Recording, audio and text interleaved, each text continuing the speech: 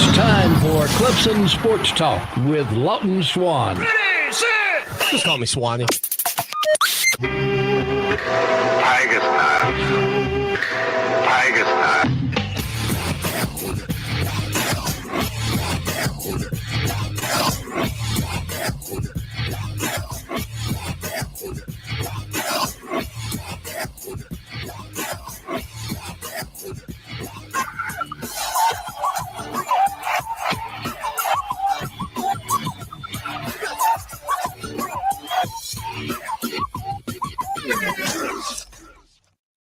Finally, Clemson Sports Talk has come back to Drive Time. Hello, everybody. Lawton Swan back in the saddle. Once again, it is the show that shakes the Southland. Clemson Sports Talk for you each and every afternoon as you make your way around the great state of South Carolina and beyond, listening to us on spectacular radio stations like Fox Sports Radio 1400 the Midlands, heard around the world on the iHeart Radio application. Lots to get to here on the program. On a Tuesday, the Clemson Tiger men's basketball team coming up tonight, 7:05. They'll take on the Florida State Seminoles. And I'll tell you, looking at the schedule, and we'll talk about this later, boy, you better find wins when you can find them. You better pick one up tonight. Still looking back and discussing the Super Bowl, specifically 4 receptions, 100 yards, 2 touchdowns for T. Higgins. Higgins with a spectacular day. I know he got away with the push-off or whatever you want to call it. But there are plays all season that are missed like that. I mean, that's just a missed call by the officials. Kind of like the missed call by the officials later in the ball game where there was a false start on the same play where they called the personal foul or the holding penalty that gave the Rams a first down on 3rd and goal at the 8. Yeah. Missed calls happen. I prefer, as I said yesterday, I prefer missed calls to just let's throw a flag because we thought there was a penalty. I prefer to err on the side of let them play. I don't know what that is, but let them play. T. Higgins, my son was saying yesterday, he said, Dad, I'm just so disappointed for T. Higgins. He had the T. Higgins background on his phone from Cincinnati. And again, my son's not a Cincinnati fan. And yes, Tremaine Ankrum did get a Super Bowl title. The former Clemson Tiger offensive lineman got one with the Rams. But I think because T. Higgins is a skill position player, certainly because of the performance that he had, you know, my son wanted T. Higgins to get a Super Bowl title. And as I said yesterday, I really thought he had a chance to win the MVP if the Bengals had won the game, especially if he'd got another touchdown. Like if he scores a 3rd and wins that game, MVP all day long. But even after having 48 hours or whatever it's been now to kind of digest it all, you still just you hurt for him. And that's what my son said. He said, Dad, I feel so bad for T. Higgins that he didn't win. And look, I get it.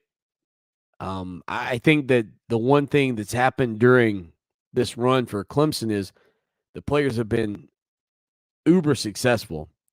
Their stories have been phenomenal. The way Clemson has documented them through social media, the relationships, I think, between the players and the fans are as close as they've ever been. And I think fans feel a different kind of way about their former athletes. But what were they saying on social media? After his first touchdown, Trevor Lawrence tweeted, built for it. He went on to say, I should have waited until the second one. Let's go. Tim Beret noted, of course, that T. Higgins is the first former Clemson receiver with 100 yards in the Super Bowl. Sammy Watkins, 2 Super Bowls ago, had 98 on 5 receptions for the Kansas City Chiefs. Taj Boyd tweeted T for MVP. KJ Henry also said T for MVP. You know, I'm just excited to think about the future. In all honesty, just thinking about the future of the NFL with Clemson players littered across rosters, and the chances that you might get to see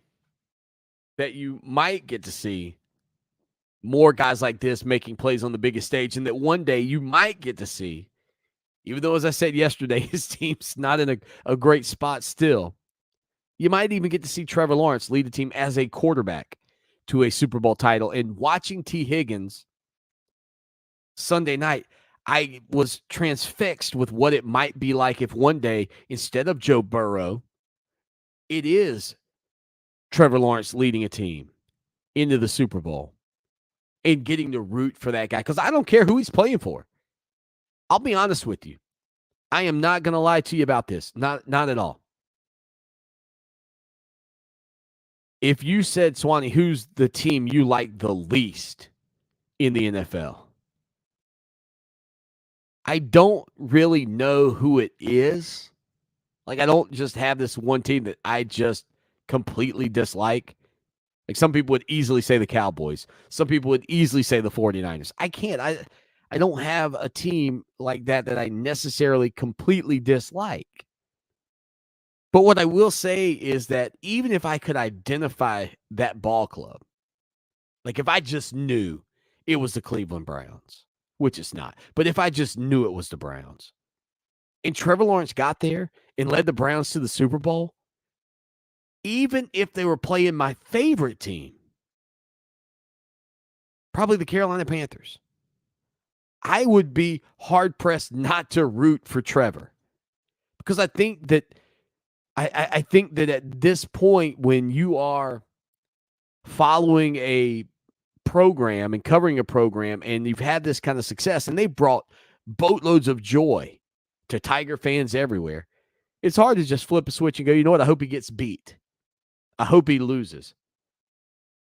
Like, I mean, I know Tremayne Anchrum got a Super Bowl title, but 3 Tigers winning one is better than one. And maybe that'll be my default. Who am I rooting for from now on? I'm going to root for the team with the most Clemson Tigers in the Super Bowl. That may be my big default, especially if the football team continues to deliver the high level of success on the gridiron during the regular season and then ultimately into the postseason and possibly even national championships. Because those guys bring you so much joy, it almost feels like you're kind of giving back a little bit by rooting for them. And I'm glad Ankrum got one. But, man, I would have loved for T and DJ and Carmen to pick one up as well. 803-450-0086. It is the show that shakes the Southland, Clemson Sports Talk, on a Tuesday afternoon. Would T. Higgins have won the MVP? I don't know. I think it would have been close. If that game, if instead of 3rd and 8 and a first down off the hold, if it goes 4th and 8 and a turnover on downs, and Cincinnati manages to run out the clock, and Cincinnati wins that game, is T. Higgins your MVP? I mean, look, Joe Burrow's numbers, I thought, in retrospect, were surprisingly better than I thought they would be, given the fact that the Bengals only scored 20 points. I mean, 22 of 33 for 263 yards and a touchdown is not a bad performance by any means. No interceptions.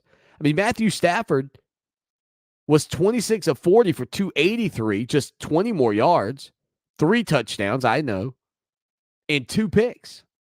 But, I mean, offensively for the Bengals, Joe Mixon, 15 carries, 72 yards. Mixon also had a touchdown throw, but he didn't have a rushing touchdown. Cincinnati's defense, nobody had more than 1 sack. They only had 2 total sacks.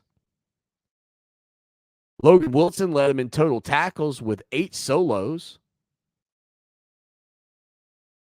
I mean, if the Bengals win that game, do you give it to Joe Burrow? Again, 22 of 33, 263, 1 touchdown. Or do you give it to T. Higgins? 4 receptions, 100 yards, 2 touchdowns. And who knows?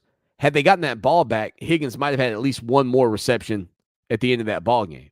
I know it wouldn't have been the wise choice to throw the ball, but occasionally, situationally, you do have to throw it. But T. Higgins, I mean, if Joe Burrow throws the first touchdown pass instead of Joe Mixon, right? If it's not a little trickeration, it's a no-brainer. Joe Burrow at 22 of, at 23 of 34 for 269 yards and 2 touchdowns, gets it. I mean, he gets it. But Higgins at 4 and 100 with 2 touchdowns, like even Jamar Chase, 5 receptions, 89 yards, no touchdowns. I mean, you have to go 4, 102 over those numbers. I think he probably wins it. Like, who else gets it? You can't give it. You're not going to give it to the punter or the kicker. Would you take Joe Burrow's numbers? Matter of fact, here, let's stretch it even further. Cooper Kupp got the MVP, right? 8 receptions, 92 yards, 2 touchdowns. 8 receptions, 92 yards, 2 touchdowns. Cooper Kupp wins the MVP over Stafford. 26 of 40, 283, 3 touchdowns. Now, again, 2 picks. I mean, I'm just saying. And plus, Joe Burrow, even if they win, he had 7 sacks in the game. 7 times he was sacked. I mean, I don't know why Cooper Kupp's 492 and 2 wins it, and T. Higgins 102 wouldn't. From an efficiency standpoint, in terms of touchdowns to reception ratio, T. Higgins was twice as good as Cooper Kupp. Yardage, more than twice. T. Higgins averaged 25 yards a reception. Cooper Kupp, 11.5. The running back situation, no real difference.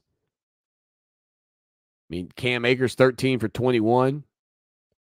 Mixon, 15 for 72. Like, T. Higgins, if you just base it off of Cooper Kupp winning for the Rams, T. Higgins has to win it. I rest my case. I'm not even asking you a question. Now I'm telling you. One other thing coming out of the game I'll tell you that was impressive was that Cincinnati defense. When they held Los Angeles to 43 43 yards rushing on 23 carries, 1.9 yards per carry. I mean, they just got, and you thought, and honestly, and I know they sacked, the Rams sacked Joe Burrow 7 times. But you would have thought that Los Angeles' defense would have done to Cincinnati's rushing game what Cincinnati's defense did to Los Angeles. Just didn't happen. And again, if Odell Beckham doesn't get hurt, maybe it's a completely different game, and maybe the Rams just blow the doors. Maybe the Rams just blow that thing wide open. All in all, though, 23-20, great game. I mean, the Bengals only needed, about 10 more yards late? And maybe they get a field goal attempt to try to tie the game? If Samaje Perine picks up that first down on 3rd and 1, can't believe, that's one they're going to look back at. That's when they're going to look back at. 3rd and 1 at the 49. Perine runs off right tackle. No gain. Then Joe Burrow gets into the arms of Aaron Donald and just tries to make a Herculean effort off the spinneroonie. Tries to throw the ball to Perine. No luck. Rams take a knee. Game over. But, I mean, they're at the 49. If they got the ball, I think it was to the 37. 12 more yards. If they pick up 12 more yards, they give their kicker a chance to knock it through. And really no reason not to think that McPherson wouldn't have drilled it. And boy, could you imagine if we got overtime in the Super Bowl in the midst of what we got this entire playoff with how good these games were? Can you imagine if just 12 more yards and a field goal and all of a sudden you're in OT? especially given how overtime has been such a sore subject recently in the NFL. People always, we talked about the changes people want. And, I don't know what the best answer is. It's not great. I do think it's suspect, though. At the beginning of every game, teams always kick. And at the beginning of every playoff, or at the beginning of overtime, you always receive. Now, maybe if the game was played as the first score or the first touchdown in regulation was a game over, people would always receive the opening kickoff. But nonetheless, yeah, I will be interested to see if the NFL's competition committee ever commits to some sort of change where maybe you just go ahead and play a whole quarter. And I don't know what would be so wrong with that. It's not like you're playing that much longer. Right? Like, you're not extending the game all that much. Because you still have games that end up tying, that play the entire 15. And if you're not afraid for that to happen, then why not just play the whole game out? Let them play another quarter. Or even shorten the quarter. I don't care. Put it at 12 minutes and let them play another quarter. But let's have a late game scenario. Let's don't just have walk-off wins. Let's give teams chances to have a little razzle-dazzle, razzmatazz, pitch back, whatever, and actually end it on the final play and a whistle instead of a walk-off. I don't think that would be the worst thing that could happen to the sport, quite frankly. 803-450-0086. 803-450-0086. Couple of news notes. I talked a little bit yesterday about Cincinnati. The Cincinnati Bearcats and Coach Luke Fickell agreed to a new deal, $5 million a year for Fickell. Of course, Cincinnati, the first group of 5 team to make it into the college football playoff. This new contract will run through 2028. And the school is expected to up the staff salary to $5.2 million per year, which is a bump of $1.4 million. The Bearcats had back-to-back undefeated seasons. And their only losses the past 2 years came to Georgia in the Peach Bowl. Remember that tight ball game a year ago, and then Alabama in the college football playoff, not a tight ball game. I just want to see them have to go out and prove it a little more often. As I said yesterday, I want to see the playoff expanded. I'll die on the playoff expansion hill. And I still believe you'll have better, more frequently, you will have better games in the semifinals and in the championship. I just truly believe that. It's not an always thing. There will be outliers. But I think the chances that you get a great game are better in that situation when you have a playoff to trim the fat. One final note here out of the American Athletic Conference.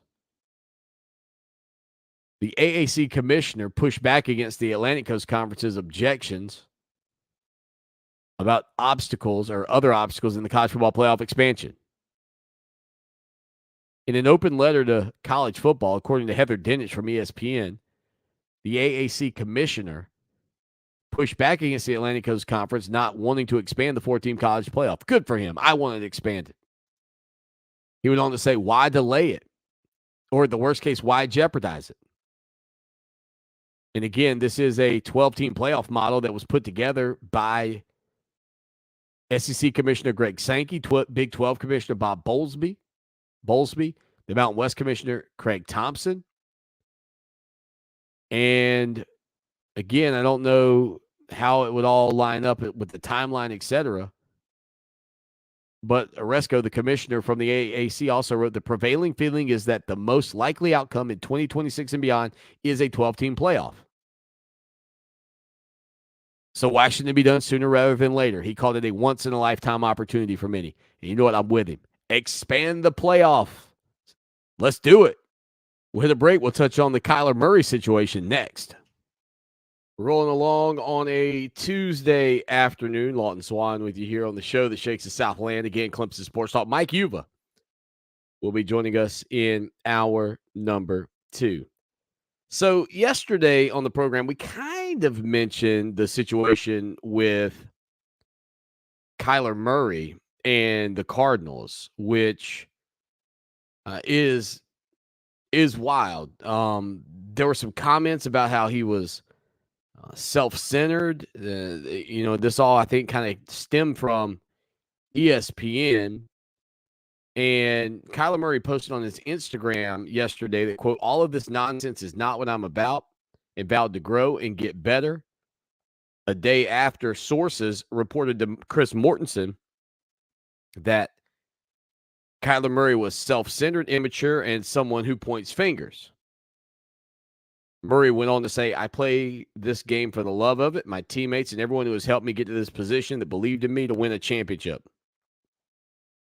All of this nonsense is not what I'm about. Never has been, never will be. Anyone who has ever stepped between those lines and knows how hard I go.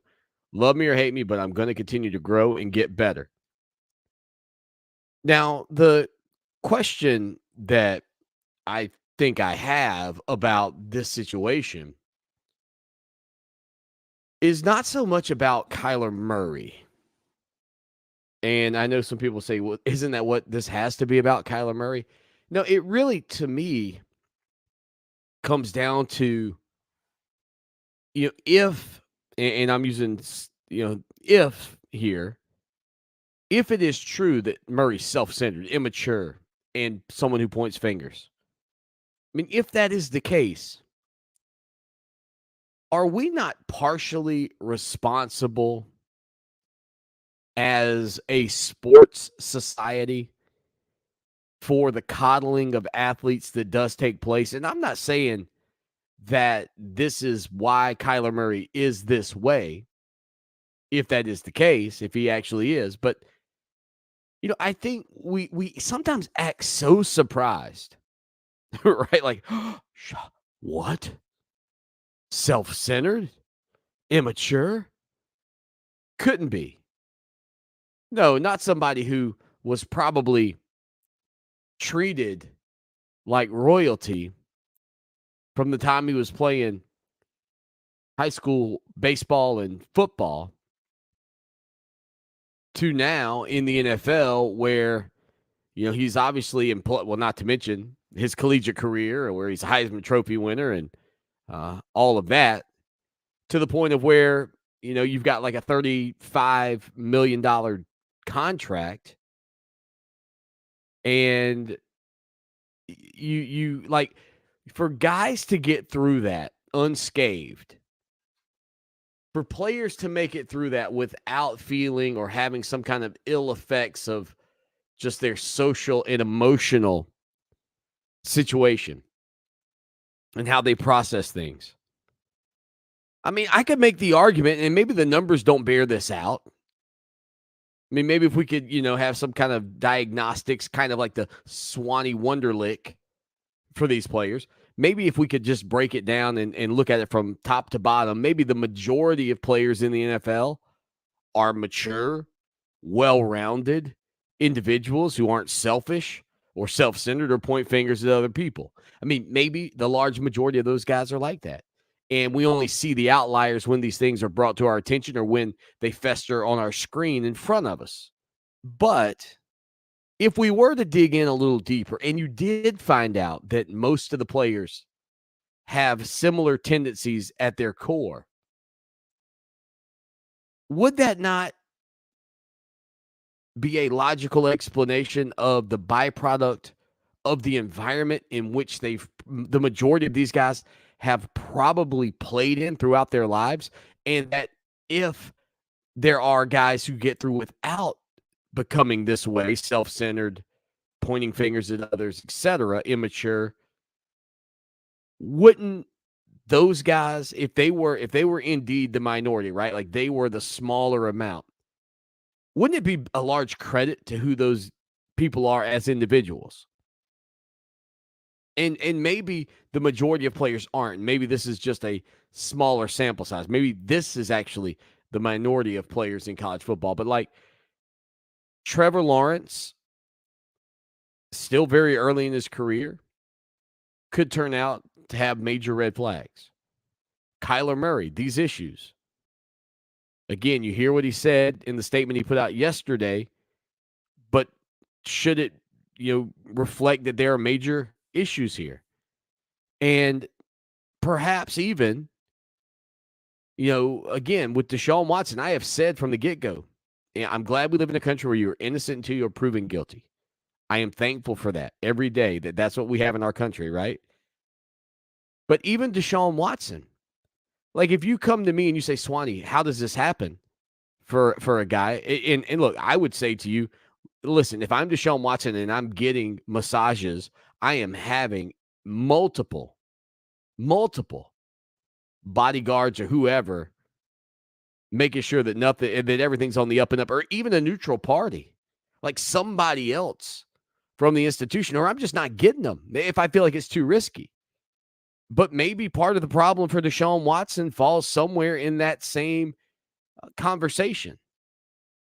Perhaps some of the issues, if indeed these things did happen, begin, with at the start of his high school career, fester through his collegiate career, and ultimately burst onto the scene when you are playing at the highest level with so much money you can't even imagine what you can do with it all. And perhaps even the best laid plans to try to guide and direct people through programs at Clemson, and I'm sure other programs have instituted, may not always work. And again, it's not to say that I am telling you that I believe Watson is guilty by any means. But what I am saying is that, if you were going to try to pinpoint if indeed these things did happen for Watson, and if indeed Kyler Murray, and these are two like way different sides of the track in terms of the allegations and all that, right? But some of the immaturity, the mistakes, and the discipline issues and things of that nature may be ingrained by what we have done to these young men by empowering them to feel as if they are untouchable in a lot of respects. With a quick break, we'll come back with more right after this. Clemson Sports Talk on Fox Sports Radio 1400, the Midlands, around the world, on the iHeart Radio app.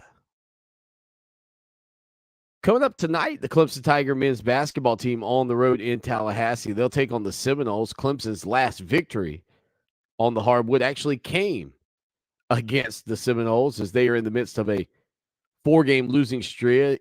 Losing. I think that was streak and skid put together.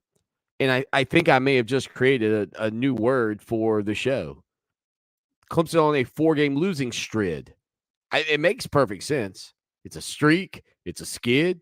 It's all together a losing strid. Put that down in your notebooks, folks. But yeah, the Tigers tonight will take on the Florida State Seminoles again on the road. 7 o'clock tip off, 7:05 tip off, technically speaking.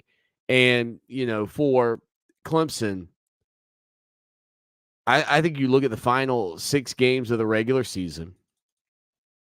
They're 4-10 in league play. At best, if you win all of these games, you're 10-10.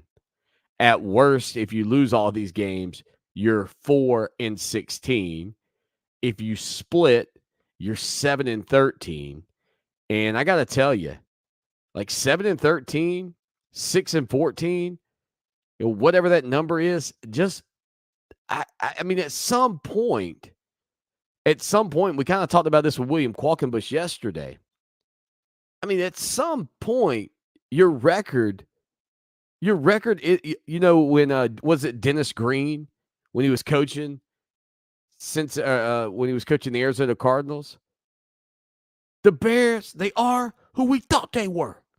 I mean, at some point, when you are 4-10 or 4-13 or whatever your final record ends up being at the end of in conference play, 7-13.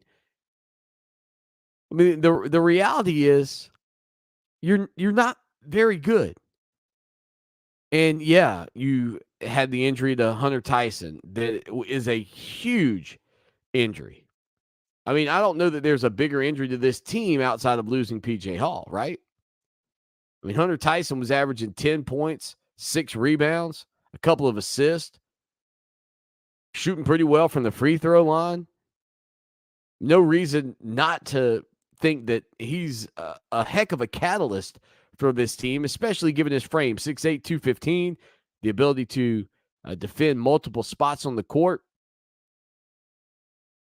But he broke that clavicle against Florida State back on February 2nd with no timetable to return. It's a big hit to this team. And if you're a head coach and you're in year 1 or 2 of your tenure, you get a bad, no pun intended here, but you get a bad break like that, and people forgive you, and you're allowed to go on and you continue to build your program. But when you've been at Clemson, as long as Brad Brownell has now been at Clemson, you don't get the benefit of the doubt. And you can be the winningest coach in the history of the program. And he is. But you don't get the benefit of the doubt when you've been at a school since 2010. If this was 2012, different story. A decade later, people don't want to hear it. You know, you could talk about Brad Brownell being Clemson's all-time winningest coach. He's also the losingest. He also has the most losses, 163. So I think people, and rightfully so, have always just wanted to see this team be more consistent.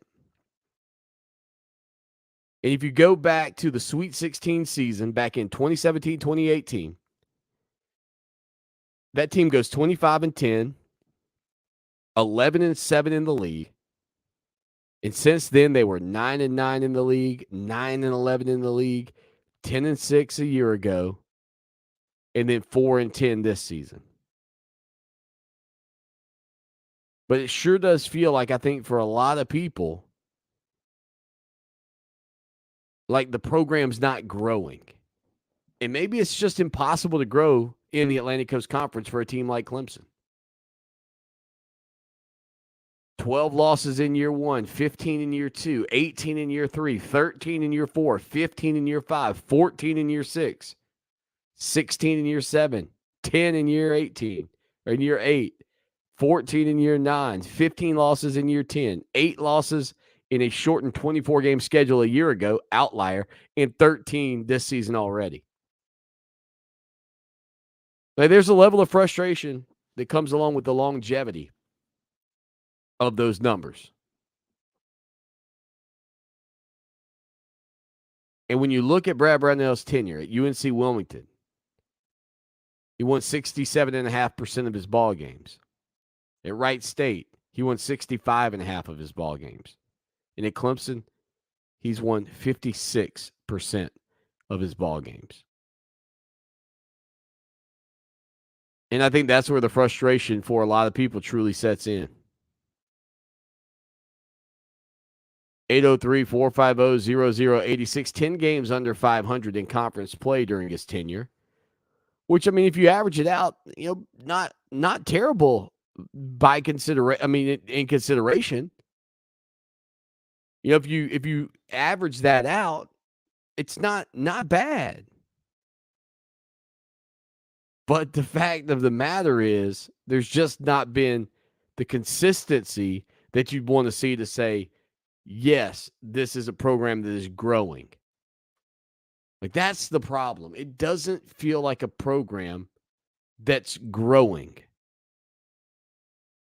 And I think that's where you've lost a lot of people. I think that's why you've got fans that really don't care. And I think it's interesting, you know, talking with William Qualkenbush about it yesterday, because Brad Brownell, I think people around the program like him. I think the community likes him. There's not a problem with the players off the court. but you have to win on the court, and they don't do it enough. Tonight's matchup, 7:05 in Tallahassee. Stay with us. Final segment of hour number one, the show that shakes the Southland Clemson Sports Talk. Lawton Swan with you. Again, the Tigers and the Seminoles hooking up tonight, 7:05 in Tallahassee. I didn't even mention Florida State not having a great season. 13-11, 6-8 in the league. So vulnerable. And again, the last team Clemson defeated in conference play back on February 2nd, 75-69, a 5-point win in Clemson. That game's going to be on a regional sports network, which means good luck finding it. Also, I will say, just kind of looking at the Atlantic Coast Conference standings in the remaining games to make a projection for you here, because I know yesterday when I was talking with William Qualkenbush about it, we were looking at the final 6 games, and I said, listen, most of these teams aren't teams that people consider to be Atlantic Coast Conference blue bloods. Clemson's final 6 games: at Florida State tonight, at Louisville on the 19th, at home versus Wake Forest on the 23rd, at Boston College on the 26th, at home against Georgia Tech, and at home against Virginia Tech. Now, if we look at where these teams currently reside, and again, Clemson third from the bottom, so the only teams in the league currently behind the Tigers are Georgia Tech, which Clemson plays on March 2nd, but lost to Georgia Tech by 5 on the road on February 5th. So you would like to believe Clemson can beat Georgia Tech at home, but you would also have liked to believe Clemson would have beat Georgia Tech on the road as well. Nonetheless, if you check that box for Clemson, the other game that's very winnable, you would think, would be at Boston College, a team that is 9-14 overall, 4-9 in the league, but still ahead of Clemson. But a winnable game, that would be 2 out of the final 6. Florida State, I mentioned before the break, they are 6-8 in conference play, 13-11. Louisville 5-9 this season, 11-13. They fired their coach, you may recall. And so maybe Louisville a little vulnerable, but both of these games on the road. So I don't think Clemson beats either of those 2 teams on the road. And then you've got this surprising Wake Forest team at 10-5 that I think is probably the most frustrating story for Clemson fans, because of the fact that Wake Forest has been through, 3 coaches now, I think was the number we mentioned earlier, maybe 4 when Steve Forbes took over since Brad Brownell arrived at Clemson. It's either 3 or 4. I need to go back and double check my my stats on that one. I can't remember right offhand, even though I know we talked about it a couple of weeks ago. All that being said, that doesn't feel like a winnable game given how good they've played. So getting this stat here for you. Yeah, so 4. Dino Gaudio, Jeff Bezdelik, Danny Manning, and now Steve Forbes. 4 coaches have been at Wake Forest. And now they've got a guy. They've got a guy in Steve Forbes who's been there for just a couple of years and has them 10-5 in the league. And I can't pick Clemson to beat them. I mean, I honestly feel like if the Tigers don't win at Florida State tonight, they're going to be riding a 7-game losing streak going to Boston College. A 7-game skid going into Boston College. And again, they've got injuries. I do not deny that. That would put them at 4-13 in the league with 3 games left to play. If you beat Boston College, you're 5-13. Can you beat Georgia Tech at home and go to 6-13? Possibly. And do you beat Virginia Tech in the final game of the regular season at home? A Virginia Tech team that's currently 8-7 and 16-10? I don't think so. I mean, I think to believe you win 2 out of the final 6 is probably one of the better scenarios. That puts you at 6-14. 6-14. Again, Clemson has never been a powerful basketball program. I don't believe Clemson's ever truly invested in the basketball program the way you have to compete in the Atlantic Coast Conference. But I would make the argument that more than any other time, maybe, in my life, going back to the 70s, this league minus Coach K, Hubert Davis being the head coach at North Carolina, this league feels susceptible to a young, energetic star that could go out and change the dynamic when it comes down to who Clemson's program is. And what's really disappointing, more than anything else, I think more than anything else, maybe, is that all of this lack of success, and I get it, Clemson made it to the Sweet 16, but you just wonder, what if Rick Barnes was in his first year at Clemson 3 or 4 years ago as a young, if 1995 was actually 2015. You know what I'm saying? Like 20 years later, if Rick Barnes was 20 years younger and his first game was 2015, and then he's at Clemson while the Tiger football team makes a run to the college football playoff, to the national championship, to the playoff again, win another national championship.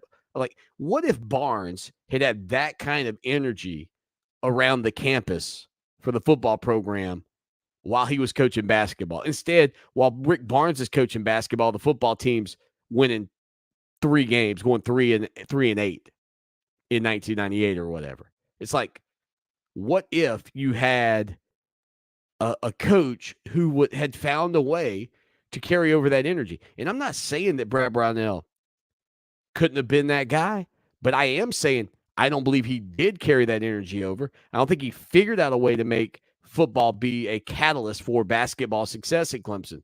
And maybe a younger coach 5 years ago would have made a difference. And maybe a younger coach now could piggyback off of that success. It's just a thought. Hour 2, Mike Uva joins us next. It's time for Clemson Sports Talk with Lawton Swan. Ready, set! Just call me Swanny. Tiger style. Tiger style.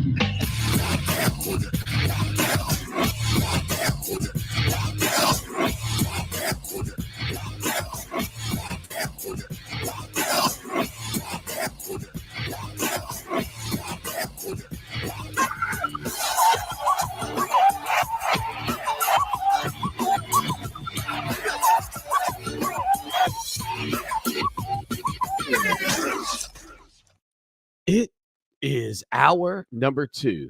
That's drive time right here on the show that shakes the Southland Clemson Sports Talk. Lawton Swan with you. Mike Uva, Gamecock Central, joins us each and every Tuesday afternoon to talk not only about what's going on in the state of South Carolina, but of course what's going on with the South Carolina Gamecocks. And most notably Sunday night, the Super Bowl. Mike, I'll tell you what, man, it delivered. I thought that the Rams would beat the brakes off of Cincinnati, even though I was pulling for the Bengals. Another 3-point matchup, 23-20, the final score. And again, a very competitive game. What were some of your initial takeaways from Sunday night's matchup?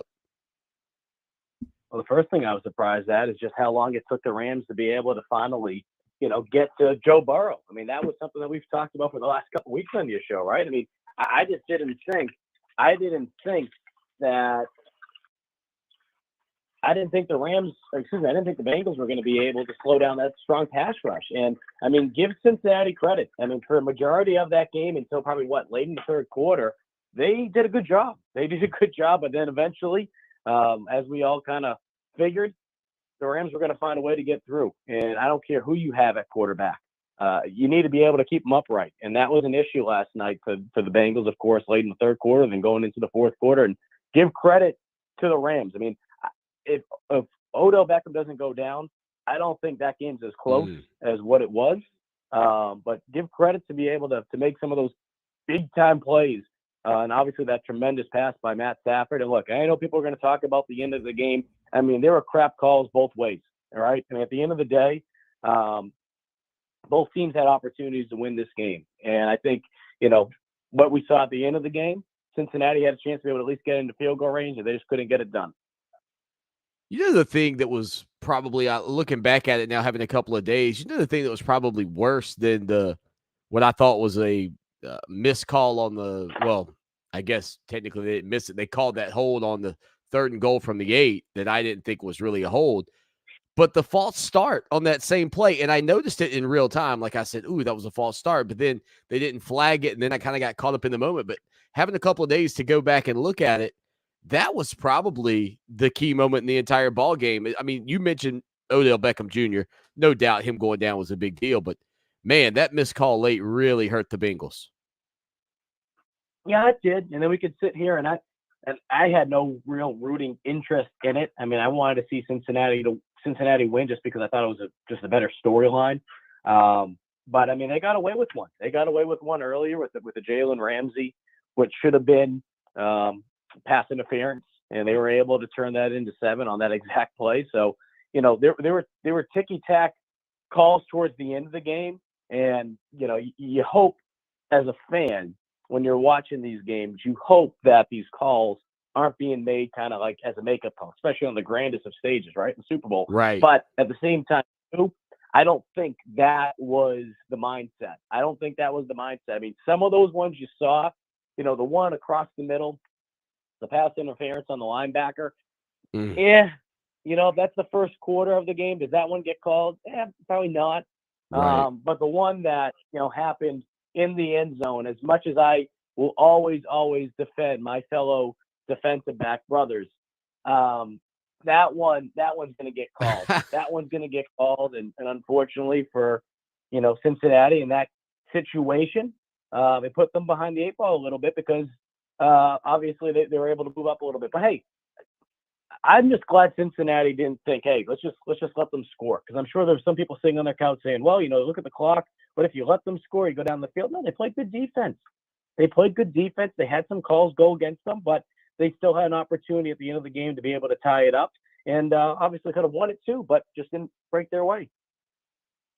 A great game. 6 out of the final 7 games of the season in the NFL decided by 3 points. The other was a 6-point matchup. So just to give you an idea of how good those games were from the divisional playoffs down into the championship games and then ultimately the Super Bowl. Mike Uva joins us, GamecockCentral.com. He's on Twitter at Mike_UVA. So I see a lot of people saying, hey, you know what? It's okay. Cincinnati, you'll be back. Joe Burrow, you'll be back. But Tim Beret, legendary Clemson SID, tweeted something earlier today that I thought was, that I thought was pretty interesting. He said people would have said the same thing about Dan Marino in 1984 when he made it in his second season in the NFL. Mike, what do you think? Joe Burrow, is he Dan Marino, or does he find a way to get Cincinnati back to the big stage before his career is up? So the issue is he's playing in Cincinnati. And I think, shoot, if you were listening to any of these talking heads over the last 2 weeks, you would have thought I don't even want to really acknowledge who this person is, because I heard some dumb things. You hear dumb things these days. Some people just want to say crap and just see if anyone will give it a click or, get in an argument with them. But one person was like, if the Bengals won the Super Bowl, could we be talking about a dynasty? Like, are you kidding me? Outside of the fact of what the AFC is going to be looking like the next 5-10 years, geez. And I think the issue is this.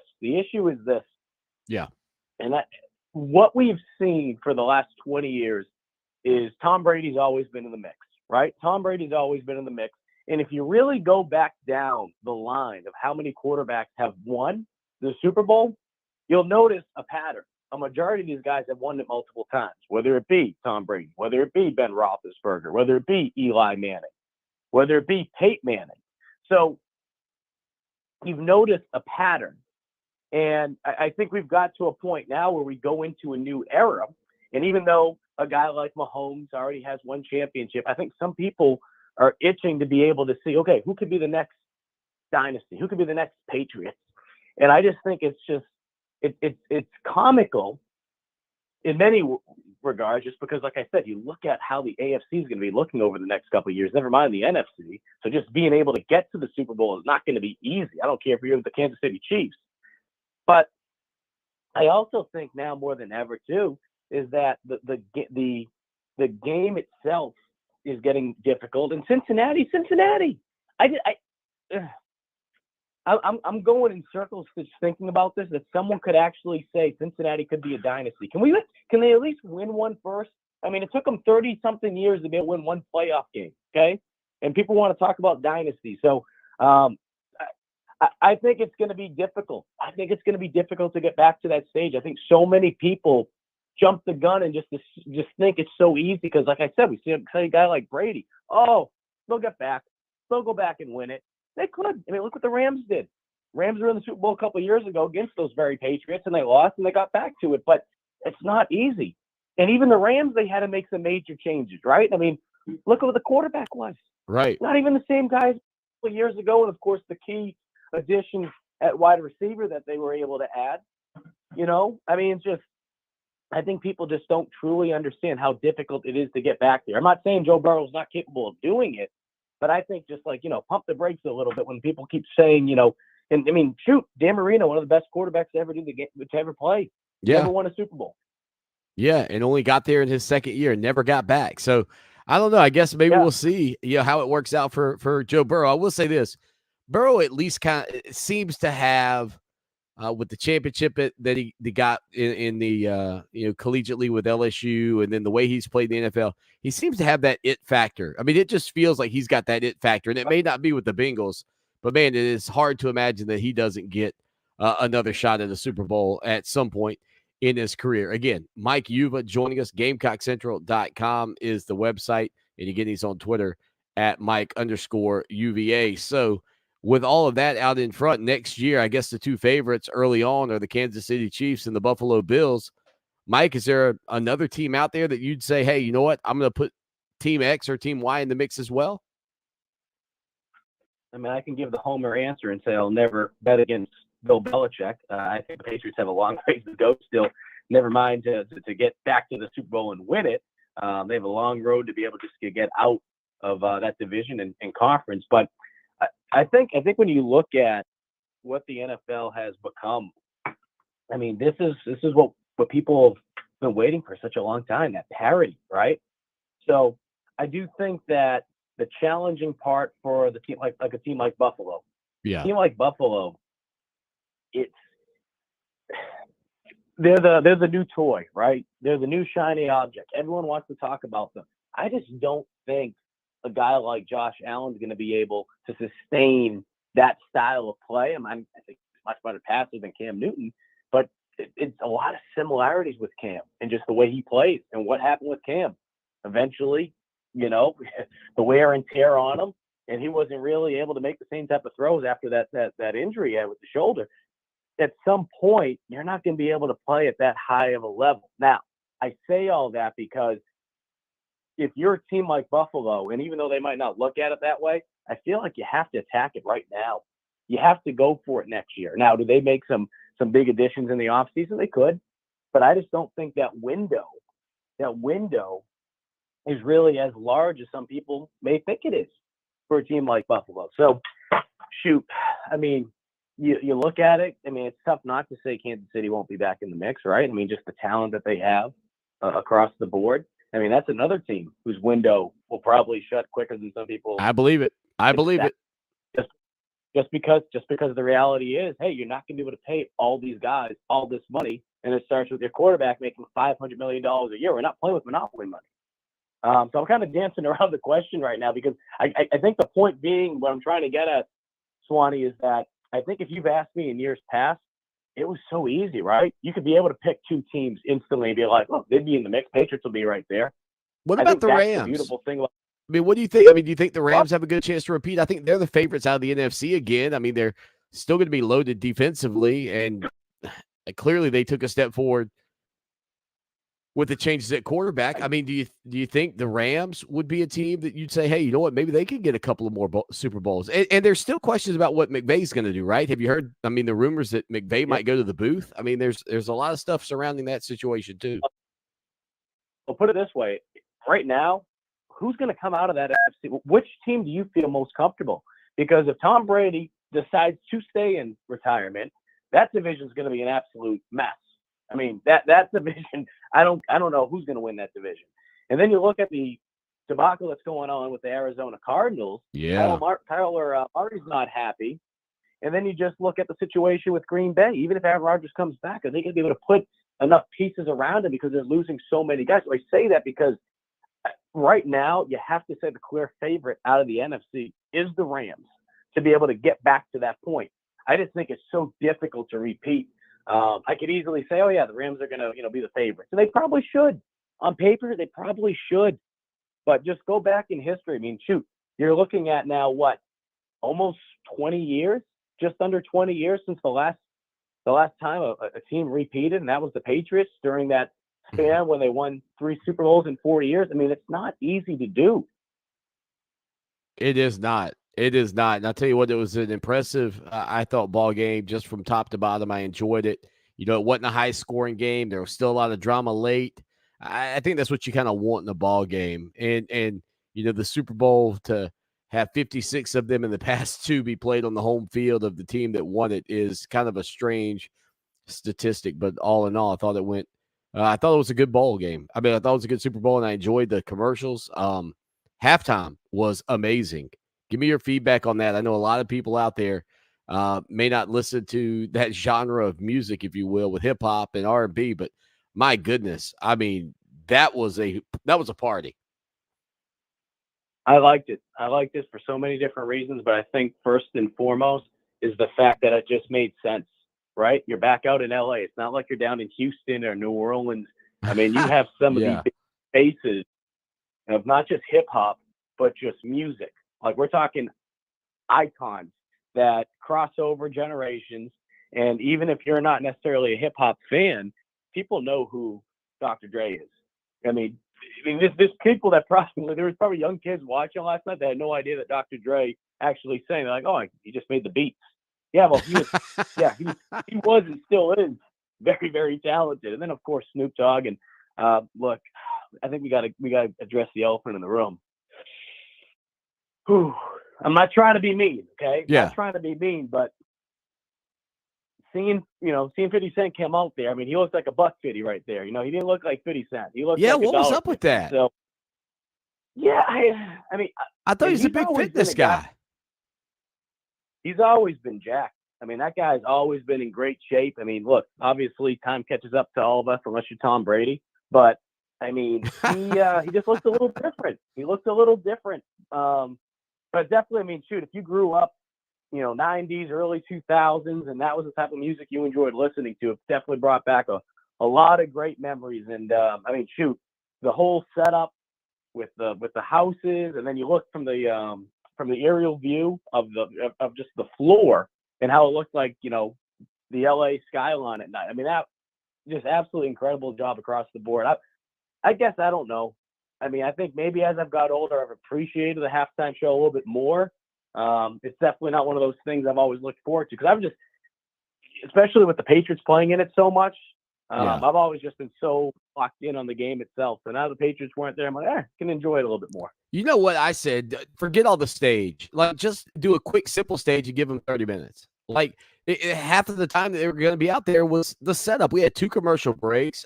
Just roll out a stage, give them the beat, let it go. Swanny, the only thing that does stink, and I've had a couple of my college teammates play in the Super Bowl, it's difficult for them to go into the locker room, and then you have all that time off, right? I mean, it's longer than, half times, and you got to come out and play a game again. So that part of it is challenging, and I think people don't realize how much that can make an impact on a team. Now, is that the reason why the Rams won? No, but at the same time, too, McVay's been in the Super Bowl. He understands now what it's like. He won around that first time, and he's able to kind of make those adjustments of, okay, just even the smallest detail, just meetings, walkthroughs, but that goes into it as well. How do you use that time in the locker room, that extra time that you're not used to having during the regular season, to make sure that when your players do go back on the field, they're ready to go? No, it's a good point. They don't lose that sweat, and they're I guess feeling good when they step back out there on the gridiron for the second half. Again, Mike You've at GamecockCentral.com. All right, Mike, let's talk a little bit about the South Carolina Gamecocks. Frank Martin and his bunch. I think the last time we caught up, some struggles there for South Carolina. And, I think much like Clemson fans with the basketball program, there can be a love-hate relationship. Apathy, probably the scariest thing for anybody involved in any sports program. I mean, where do the Gamecocks stand at this point in your mind's eye moving forward? I think right now you just got to focus on getting to the finish line of the regular season. And I think the main reason why is when you look at the buyout, nothing really changes until you get to that April 1st mark. So from everything I've been told, there's been not really any rumbles internally about what South Carolina plans to do at the end of the year.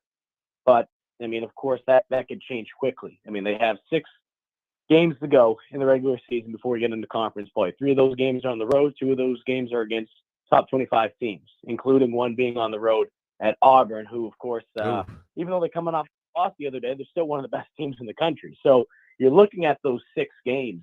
And Frank even said that during his press conference. He's like, there's no point of saying that to the fans. There's no point of saying that to my players, because I say, okay, we have to get this many wins in conference play.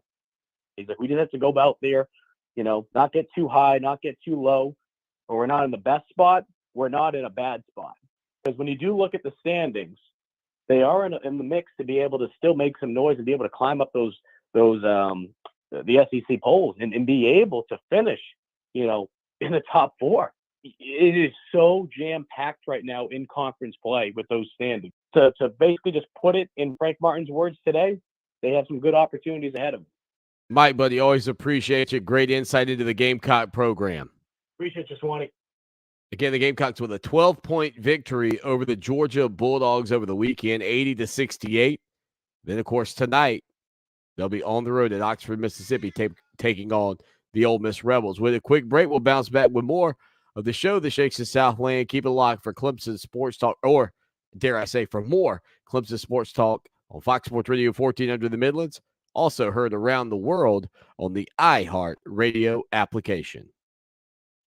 Again, always great to catch up with Mike You've and appreciate everybody hanging out with us here in hour number 2 of the show. 803-450-0086 text line, phone line.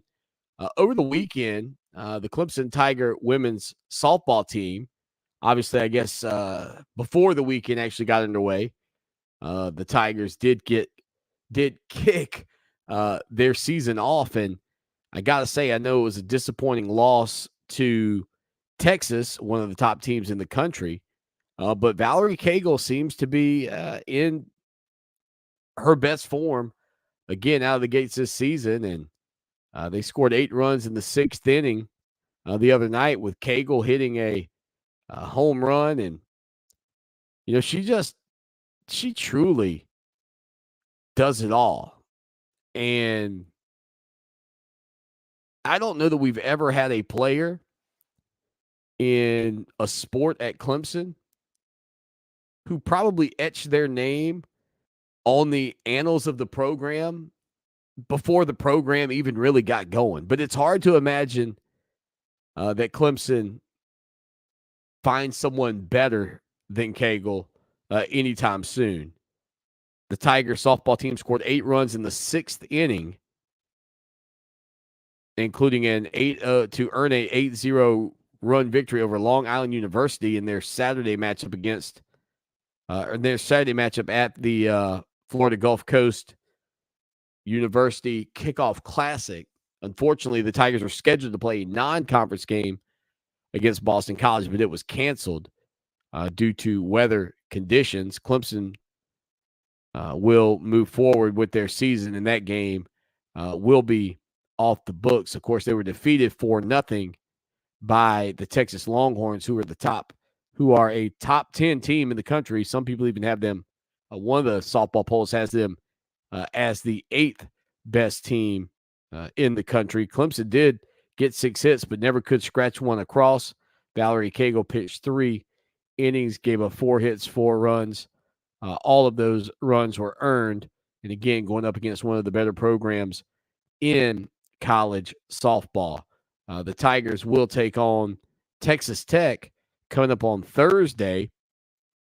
That game will be played at the Clearwater Elite Invitational at 3:30 p.m. Then on Friday, the Tigers will take on Tennessee at the same venue at 6 p.m. Saturday, down at the Clearwater Elite Invitational, they'll take on Northwestern. And then also on Saturday, they'll take on Wisconsin, and they'll wrap that up with a matchup against Washington, the Huskies, at 10 a.m. on Sunday.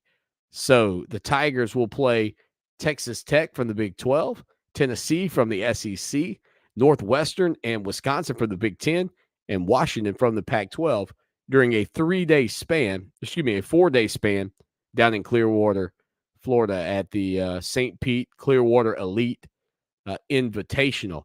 Clemson kicks off ACC play against Virginia Tech on March 4th at McWhorter Stadium. Cannot wait to see the Lady Tigers and John Rittman's program in person. They are a lot of fun to watch on television. And as I said, I think last year talking about them, my daughter, who does not play softball and isn't a huge sports fan. I mean, she'll watch football and she'll watch some basketball with us. But to watch those Lady Tigers, she really enjoys that. So if you have a daughter at home who doesn't really lock in on the television with you during a sporting event, from one dad to another, might I suggest that you take a look at the Lady Tiger softball team, as they are really, really fun to watch. 803-450-0086, 803-450-0086. Text line, phone line. Again, be a part of the program. Didn't even mention this. Over the weekend, I did get a chance to take my son up to Charlotte and I know a lot of you aren't NBA fans, but I took him up. He wanted to see Ja Morant. He's a big Ja Morant fan. Morant plays for the Grizzlies. Of course, LaMelo Ball, who surprisingly to me is an all-star, and I didn't give much faith that LaMelo or maybe even Lonzo would really turn out in the NBA, and I guess it's still yet to be determined. LaMelo Ball is so young, but a pretty good player, shoots the ball better than you would expect. What's the word? Immature, I think, no doubt. I think maybe going back to some of those conversations we had about Kyler Murray earlier, might kind of fit the same billing for LaMelo Ball. But for the game, I think we saw two of the future young guards who will be battling in the NBA for the foreseeable future. A couple of takeaways. Number one, at his height and size, Ja Morant's probably the best player in the NBA as it pertains to attacking the basket. I mean, at 6'3", 174 pounds, I mean, he gets to the rim like nobody else. And he is incredibly fun to watch at just 22 years old. I mean, he is young, he is talented, and he got any shot he wanted against the Hornets the other night. And then, as for the Hornets, ironically, they played so poorly in the first half that if they had simply played half decent in the first half, they probably win that ball game. Nonetheless, Ja Morant, when they needed him late after being up 35 points, the game ends up being like a 4-point game down the stretch. Ja Morant got whatever buckets he wants. And speaking of Ja Morant, yesterday he surprised his little sister with a brand new Jeep for Valentine's Day. Now, if you're wondering, like, was it a fancy Jeep? No, it just looked like a regular Wrangler. Looked kind of like the Daisy Duke Jeep. I don't know what those cost. But Ja Morant made $117,000 when he played in that game against Charlotte. So he's got the coin to do that. If your sister was wondering why you didn't get her a Jeep. I mean, the guy makes like $9.6 million a year. He makes $117,000 a game. I mean, it's not bad work for a couple of hours. With a break, we'll bounce back with more right after this. Rolling along with you on a Tuesday afternoon, Lawton Swan, Clemson Sports Talk. So I've mentioned recently, obviously, the changes at Duke and the changes at North Carolina with the head coach. And, I think it is beneficial for Clemson and other programs in the league to have these guys out. Well, earlier today, a brand new book that's coming out, Coach K, The Rise and Reign of Mike Krzyzewski, written by Ian O'Connor, which comes out on the 22nd, a week from today. Some of the nuggets that came out on this front. So I remember when I was a kid growing up, like one of the star basketball players for the Duke Blue Devils when I was younger was Tommy Amaker. And Amaker for several years even spent time as an assistant at Duke after his playing career wrapped up. He was at Duke for nearly 10 years through 1997. And there were a lot of conversations about Tommy Amaker, who's now 56, maybe taking over at the end of Coach K's career. Well, Amaker eventually leaves in 1997, coaches at Seton Hall for a few years, coaches at Michigan for 6 years, and he's been at Harvard since 2007. Now, Tommy Amaker at Seton Hall, I never will forget, they put together a squad probably in, 98, 99, somewhere in there. I mean, they were putting together some pretty good basketball teams and certainly didn't have the run of luck or success that he would have liked to have at Michigan. But still, some people thought that he might be the guy after Mike Krzyzewski decided to hang it up. Well, in the book, according to the book, it was Krzyzewski who actually pushed for John Shire to get the job. Shire, a much younger player. Shire's been an assistant at Duke, or a much younger coach, I guess, technically, but has been an assistant at Duke since 2013 and was promoted to the associate head coach spot in 2018. Now, some people, including some of the folks in the highest positions at Duke, including Vincent Price, university president, wanted Amaker to return. Sources told Ian O'Connor, according to ESPN, that eventually Coach K had to call Amaker in what the book describes as a, quote, very difficult situation or very difficult conversation. Amaker at the time has been gone for Duke, or when that call was made, had been gone for Duke for 25 years. And during it, Coach K told Amaker that if he came back, he would need to be an assistant for a year, which would create an awkward dynamic with Shire. And so instead of going to the guy that many people years ago thought would eventually be the head coach at Duke, Coach K is going with John Shire. His decision really is the one that the university is going with. One Duke source told ESPN that, quote, Mike had to explain to Tommy why he couldn't be the guy. It went on to say that Krzyzewski can be Don Corleone when he needs to be. They said eventually Amaker even decided not to take the job, but someone close to Amaker said that he was, quote, heartbroken not to get the opportunity, and then Shire was named as the successor. And look, I don't know whether or not this is going to work out for the Duke Blue Devils or not. But I think Tommy Amaker, who is currently 56, has probably to some degree kind of had the luster worn off by being away from that program for so long. I can also remember after Amaker left, I think it was right after Amaker left, Johnny Dawkins came in and was the assistant there at Duke for a decade, an associate head coach for 9 years. And there were even conversations then as late as 2005, 6, 7, somewhere in there, where the thought was maybe Johnny Dawkins, who is currently the head coach at UCF, would potentially be the heir apparent to Coach K. But instead, ironically, it ended up going back to Tommy Amaker in the conversations about him potentially getting the job before John Shire ended up with the task of taking over after Coach K. Some other notable tidbits from the book. It also has a look at Coach K's relationship with Bob Knight, who coached Coach K while he was in Army. Details the relationship and how it finally ended at a 2015 West Point reunion held in Pinehurst, North Carolina. Also, it details how Quinn Snyder, former guard and current head coach for the Utah Jazz, and fellow assistant Tim O'Toole helped persuade Coach K to change his recruiting approach in the mid-'90s to attempt to sign players who, quote, didn't come from a traditional Duke background, if you will.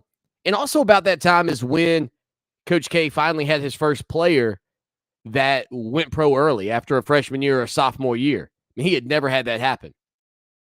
Guys had come to Duke and finished their career.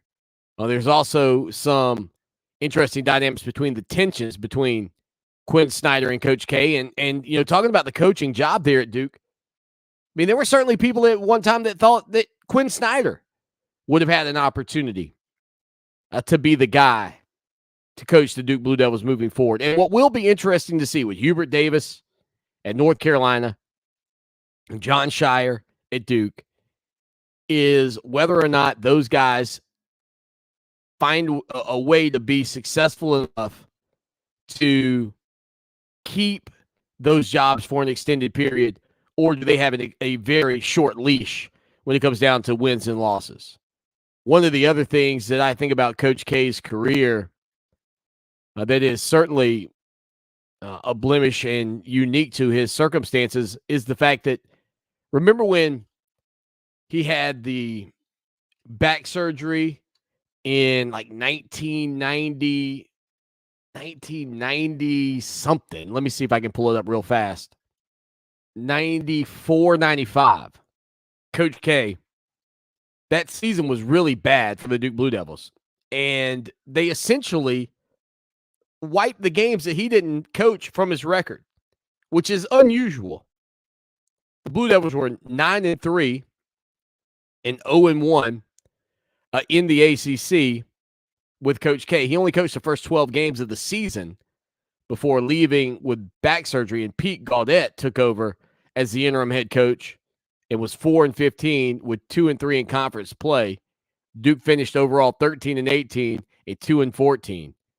Duke and the NCAA gave credit for the first 12 games to Coach K in the final 19 to Gaudette. Like, how fair is that? I mean, at least give all to one or one to all. All right, with a quick break, we'll come back with more. Final segment right after this. What have you done for me lately? It's a fair question. Just don't lose sight of the bigger picture. Don't forget history.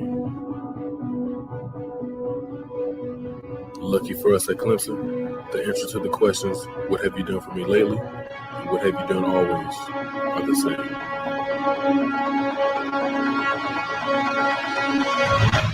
We win.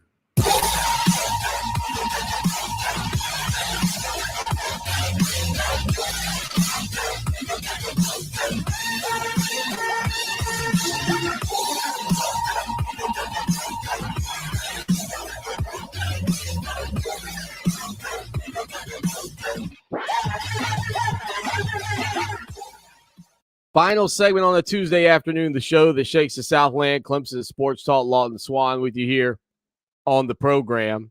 803-450-0086, 803-450-0086. Well, the Golden Domers have a golden coach, literally, especially in name. Cincinnati Bengals assistant coach Al Golden has accepted the job to become Notre Dame's new defensive coordinator. You might remember the last time we saw Al Golden as a head coach collegiately, it was when Clemson was popping up a 58 spot en route to their first berth in the college football playoff, beating the Miami Hurricanes 58-0 on their own turf. He's agreed to a 3-year deal, according to reports, which should be finalized in the next few days. Of course, Marcus Freeman, the new head coach there at Notre Dame after Brian Kelly left for the Bayou. Notre Dame athletic director Jack Swarbrick has some familiarity with Golden, who he interviewed for Notre Dame's top job in 2009 after firing Charlie Weiss. Of course, he hired Brian Kelly. Al Golden is 52 years old and has spent 6 seasons now in the NFL, or the last 6 seasons in the NFL as an assistant with the Lions and Bengals, and has not been back to college football since that fateful Saturday afternoon when the Tigers and Dabo Swanny won with class. And you might recall that was the game. Remember that? So Clemson and Miami were sort of getting chippy during the ball game. Some of the chippiness, most of the chippiness coming from Al Golden's squad. And Dabo Swanny kept Clemson out of the locker room at the half. And he's talking to the team. And the cameras catch him.